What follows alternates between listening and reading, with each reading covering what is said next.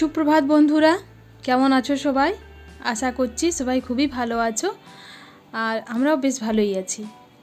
মুক্তধারা আরেকটি নতুন ব্লগে তোমাদেরকে অনেক অনেক স্বাগত আর ভালোবাসা জানিয়ে আজকে আমি ব্লগটি আরম্ভ করছি।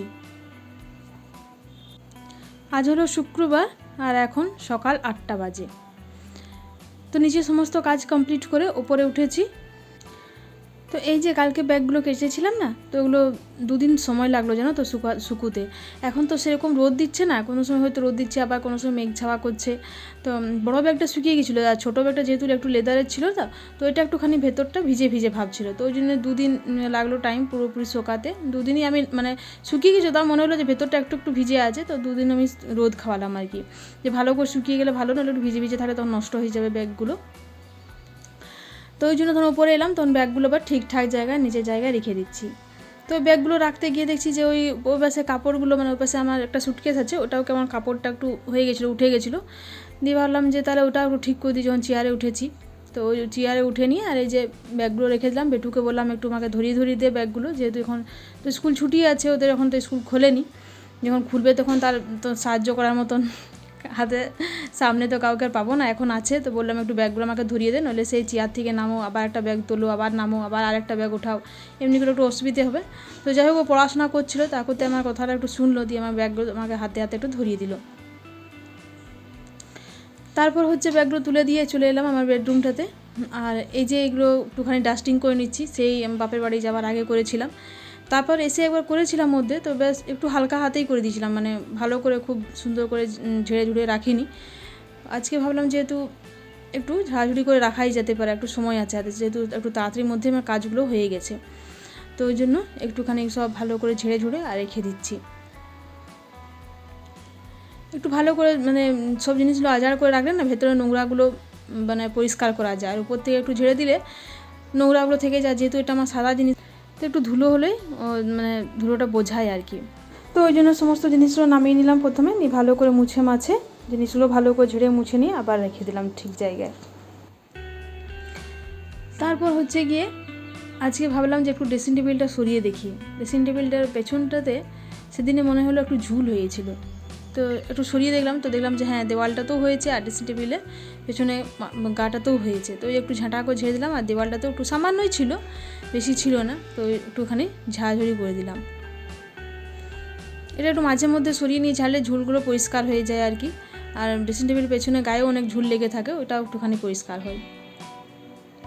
তবে কী বলতো, আমার ড্রেসিং টেবিলটা যেহেতু একদম নিচেটা তো অবধি সটানো নেই, তো ঝাঁটা বা ঘর মোছা তুমি সব কিছুই ঢোকাতে পারি আমি ওইটাতে, ওই জন্য খুব একটা নিচেটা নোংরা হয় না, ড্রেসিং টেবিলের নিচেটা খুব একটা নোংরা হয় না, আমি ঝাঁটা ফাটা সবই ঢোকাই, তো ঢুকে যায়, যেহেতু একটুখানি উপরে আছে ওই জন্য। আর একদম যে ড্রেসিং টেবিলটা দেখবে যেমন সাঁটানো থাকে, সেগুলো একটু নোংরা থাকে, নিচেটা তো খুব একটা সুন্দর করে ঝাঁট দেওয়া মোছা যায় না। যাই হোক, আমার রুমটা পরিষ্কার করে চলে এলাম বেটুর স্টাডি রুমে। আর এই যে দেখতে পাচ্ছ, এখানে বেটুর স্টাডি টেবিলটা আছে, তো উপরে মাথাটা দেখলাম একটুখানি ধুলো বসেছে, তো ওকে বললাম যে আমি একটু পরিষ্কার করে দিচ্ছি। দিয়ে ও বিরক্ত হচ্ছে যে মা, তুমি পড়াশোনার সময় এগুলো সব ডিস্টার্ব করতে এসো। হ্যাঁ, সে ঠিক কোথায়, কিন্তু আর সময় পাবো না জানো তো, এখন উপরটা উঠেছি, একটু ঝাঁট মোছা করছি, তো ভাবলাম যে এগুলোই করে নিই।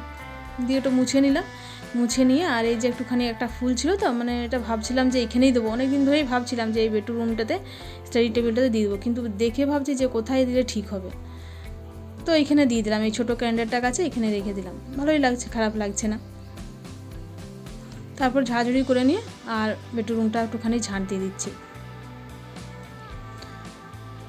এরপর নিচে নামবো, পেছে বাবার রুমটাও হয়ে গেছে, বাবার রুমটা বিছানা টিছানা ঝেড়ে এসেছি, ঝাঁট তাঁট বাবার রুমটাতেও দিয়ে দিয়েছি। তো নিচে নেমে দেখলাম যে মা সবজি টবজি কেটে দিয়েছে, প্রথমে একটুখানি পোস্ত ভিজিয়ে দিই, দাঁড়াও, যেহেতু লাউ কেটেছে তো লাউ আলু পোস্ত হবে, তো একটুখানি পোস্তটা ভিজিয়ে দিই। আর মাছ হবে, সেই ছোটো মাছগুলো ওটা সর্ষে দিয়ে করবো, তো সর্ষেটাও একটুখানি কেটে ঢেলে দিলাম, সর্ষেটাও একটু ভিজতে দিয়ে দিলাম, যেগুলো আগে বাটাবুটি আছে, যেগুলো বাটতে হবে আর কি, তো এগুলো জল দিয়ে ভিজিয়ে রেখে দিলে একটু সুবিধে হয়। তো লাউ আলু পোস্ত মা কেটেছে, লাউ আলু কেটেছে, পোস্ত করবো, আর একটুখানি আলু ভাজা হবে, ওটা কেটেছে। তো প্রথমে উচ্ছে আলু ভাজাটা বসিয়ে দিচ্ছি, তারপরে তখন লাউ আলুটা বসাবো। এর পাশে একটুখানি ডাল দিয়ে দিয়েছি কুকারে, মুসুর ডাল দিয়েছি। আর লাউগুলো না একটুখানি জল থেকে তুলে রেখে দিচ্ছি, যেহেতু জলে থাকলে না প্রচণ্ড জল বেরোয়, জল আর কিছুতেই মরতে চায় না লাউয়ের, ওই জন্য জলও তুলে রেখে দিলাম। তো এই পাশে আমার লাউ পোস্তটাও হয়ে গেছে, ওটা আর ভিডিও করলাম না রোজ রোজ। তো তারপরে হচ্ছে মাছগুলো দিয়ে দিলাম, এগুলো কিছুগুলো মাছ ছিল, লেজা আর মাথা ছিল, তো ওগুলো প্রথম ভেজে তুলে নিচ্ছি, তারপরে ছোটো মাছটা করব। এই যে আমার লাউ পোস্তটা হয়ে গেছে, আর এই পাশে ডালটাও হয়ে গেছে, ডালটাও নামিয়ে নিয়েছি, দিয়ে একটু সম্বরে দিলাম। আজকে দাদা, দিদিভাই, দুষ্টু বৃষ্টি এরা 4 জন খাবে না, দিদিভাই বান্ধবীর অ্যানিভার্সারি, তো ওইখানে ওরা যাবে, ওইখানেই খাবে দুপুরে। তো ওরা আজকে 4 জন নেই, তাহলে আমরা বাড়িতে রইলাম, আমি, আমার বর, আমার ছেলে 3 জন, মা আর বাবা 5 জন, তো 5 জনেরই রান্না করছি। এপাশে একটু টিফিন করে নিলাম, রুটি করেছিলাম একটু, তো রুটি আর একটু লাউ পোস্তটা নিলাম, আর মাছ নিলাম একটা, দিয়ে মাছ ভাজা দিয়ে লাউ পোস্ত দিয়ে একটু টিফিন করে নিলাম। ছেলেমেয়েরাও খেয়ে নিয়েছে, সবাই আজকে ছাতু মুড়ি আর ছাতু খেয়েছে। বললাম যে পরোটা করে দিচ্ছি, রুটি করে দিচ্ছি, কিন্তু 3 জনের মধ্যে কেউই রাজি নয়। বৃষ্টি খেলো দুধ আর ওটস দিয়ে খেলো বৃষ্টি, আচ্ছা দুষ্টু খেলো মুড়ি, আর আমার ছেলে খেলো ছাতুর শরবত। বাবাকে দিয়েছিলাম আজকে দুধ চিড়ে, আর আমার বড় ছাতু খেয়েছে। দাদা রুটি খেয়ে চলে গেছে। এই পাশে দেখো আমি টিফিনটা করে নিয়ে মাছটা মানে হয়ে গেছিলো ভাজা, দিয়ে মাছে পেঁয়াজ টিয়াজ ভেজে টমেটো দিয়ে সর্ষেটা দিয়ে একটুখানি ফুটতে দিলাম, যে নুন হলুদ সব দিয়েছিলাম, দিয়ে তারপরে যে ফুটে গেছে মাছগুলো দিয়ে একটুখানি সিম করে দিয়ে ঢাকা দিয়ে দেবো। তো মোটামুটি রান্না কমপ্লিট। এই পাশে ভাতটাও বসিয়ে দিয়েছি, আর হয়ে যাওয়ার পর একটুখানি না সর্ষের তেল দিয়ে দিলাম উপর থেকে, তাহলে বেশ ভালো লাগে খেতে, একটু মানে সর্ষের তেল উপর থেকে দিয়ে দিলে টেস্টটা একটু আলাদা হয়, একটু ভালো আসে। চলো হয়ে গেছে, মাছটা বাজার করে নিলাম। তারপরে উঠে এসে গেলাম, একটুখানি বিট ছিল, মানে জানো তো আমাদের সেই শীতকালে বিটগুলো যেগুলো লাগানো হয়েছিল না বাড়িতে, ওই বিটগুলো এখনও আছে। তো বাবা সেদিন তুললো, তো বাবা যখন তুলেছে তখন বুঝতে পারলাম যে বাবার হয়তো খাবার ইচ্ছে আছে, তো ওই একটু বিট ঘষে নিলাম। আর পছন্দও করে, বাবাও খেতে পছন্দ করে, আমার ছেলেও পছন্দ করে, তো ওই জন্য বিটটা ঘষে নিলাম, ওইটা একটুখানি ভেজে দেবো।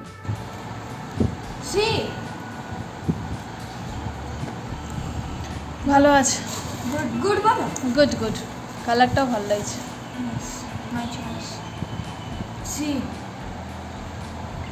কিন্তু পিছনটাকে আর দেখতে, পিছনটা দেখে কী হবে, কালারটা ভালো লাগছে। আর বুনুরটা কই? বুনুর কই? বুনু কেন নেই? ক্যাটস কিনেছে। তো এই পাশে আমার ভাতটাও দেখো হয়ে গেছে, এবার ভাতটাও নামিয়ে নেবো, আর পাশে দুধটা বসিয়ে দিয়েছি। তবে বিটটা এখন ভাজবো না, বিটটা স্নান টান করে এসে নিয়ে বিটটা ভাজবো। আর বৃষ্টি জুতো কিনেছিল কালকে, তো স্নান টান করে রেডি হয়ে গেছে, ওরা এবার বেরোবে, তো ওই জন্য আমাকে জুতোটা একটু দেখিয়ে দিল যে দেখো যাচ্ছে কালকে জুতো কিনেছি। হ্যাঁ বললাম হ্যাঁ বেশ ভালোই লাগছে, খারাপ লাগছে না। তো এই পাশে ওরাও রেডি হয়ে গেছে, এবার বেরোবে, যে বৃষ্টি নিজে নতুন জুতো পরে নিচ্ছে, ও এখন এক্সাইটেড আলাদা, নতুন জুতো পরছে, ওই জন্য এখন জুতোর খুব যত্ন হবে, যেখান থেকে আসে ভালো করে মানে কভারে ভরে ভালো রাখবে, এখন নতুন নতুন তো, তারপরে দেখবে যেখানে সেখানে ওই বৃষ্টির জুতো ফেলা পরে দেখেছি। রেডি হয়ে গেছে, এপাশে দেখো একটু ক্যামেরা করছি, তো লজ্জা অস্থির হয়ে যাচ্ছে, এই যে। আর এখানে দেখো দুষ্টুও রেডি হয়ে গেছে, দিদিভাই রেডি হচ্ছে, তো দুষ্টু বৃষ্টি আর দিদিভাই আগে বেরিয়ে যাবে, আর দাদা একটু পরে যাবে বললো। এই যে দুষ্টু এখানে বসে আছে রেডি হয়ে। তো যাই হোক স্নান টান করে এসেছি, ওরাও বেরিয়ে গেল, আর আমার স্নান হয়ে গেছে। স্নান করে এসে নিয়ে তেল দিলাম, তেলে একটুখানি কালো জিরে ফোড়ন দিয়েছি, দিয়ে তারপরে বিটটা ভেজে নেবো। এপাশে বাবারও স্নান হয়ে গেছে, বাবাকে খেতে দিয়ে দিয়েছি জানো তো, বাবাকে খেতে নিয়ে আর বিটটা ভাজতে বসালাম। বাবার না খেতে অনেক সময় নেই, প্রায় আধ ঘন্টা 45 মিনিট বাবার সময়, আস্তে আস্তে খায়, তো ওই জন্য ভাবলাম বাবার খেতে খেতে ঠিক আমার বিটটা ভাজা হয়ে যাবে, তাহলে একটু গরম গরম বাবাকে দিতে পারবো। কমিয়ে দিলাম, কমিয়ে দিয়ে একটু ঢাকা দিয়ে দিচ্ছি, একটুখানি হোক, তারপরে তখন বাড়িয়ে নিয়ে করবো। এই যে হয়ে গেছে, নুন আর হলুদ দিয়েছিলাম, ব্যাস আর কিচ্ছু দিইনি, তারপরে একটুখানি দিলাম চিনি, তো হয়ে গেছে মোটামুটি বিটটা ভাজা। চলো এবার বাবাকে একটুখানি দিয়ে আসি।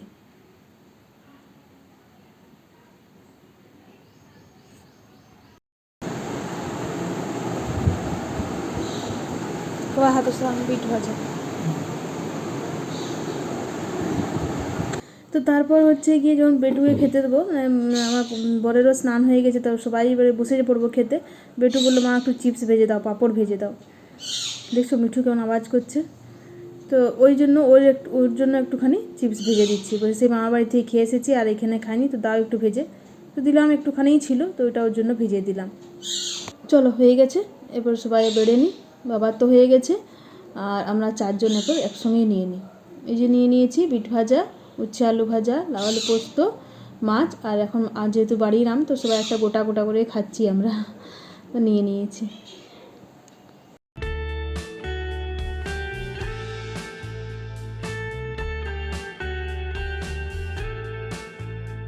তো চলো বন্ধুরা, তাহলে আজকে এই পর্যন্তই রাখি। তোমরা সবাই ভালো থেকো, পাশে থেকো, সুস্থ থেকো, সাবধানে থেকো। আর ভিডিওটি ভালো লাগলে ছোট্ট করে একটা লাইক করে দিও। কাল আবার চলে আসবো, সবাই ভালো থেকো, টাটা।